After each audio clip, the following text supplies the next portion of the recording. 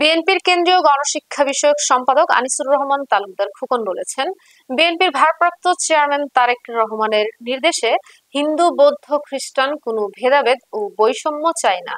আমরা সবাই সমাজের মানুষ, সবাই মিলেমিশে একসাথে থাকতে ও বসবাস করতে চাই। বিস্তারিত থাকছে রাসেল ব্যাপারীর প্রতিবেদনে। বুধবার মাদারীপুরের ডাসার উপজেলার বিভিন্ন পূজা মণ্ডপ পরিদর্শনকালে তিনি একথা বলেন।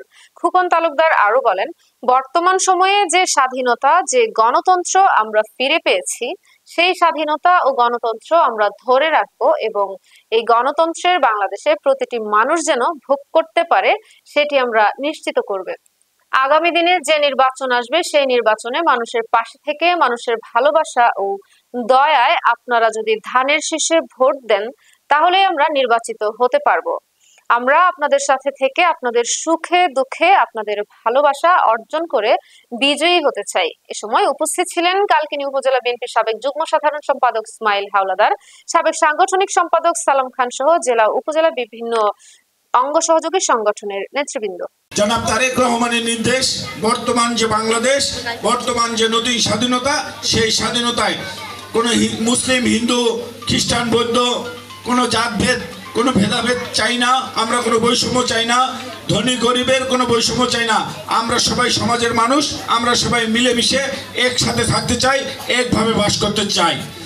আমরা বর্তমান সময়ে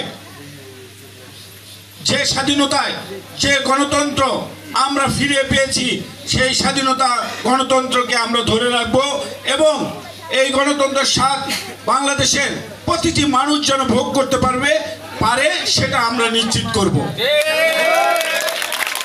আমরা আগামী দিনে যে নির্বাচন আসবে সেই নির্বাচনে মানুষের পাশে থেকে, মানুষের ভালোবাসায়, মানুষের দয়ায়, আপনাদের দয়ায় আমরা যদি আপনাদের সাপোর্ট পাই, আপনারা যদি ধানের শীষে ভোট দেন তাহলেই আমরা নির্বাচিত হতে পারবো।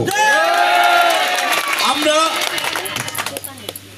আপনাদের সাথে থেকে, আপনাদের সকল সুখে দুঃখে থেকে, আপনাদের ভালোবাসা অর্জন করে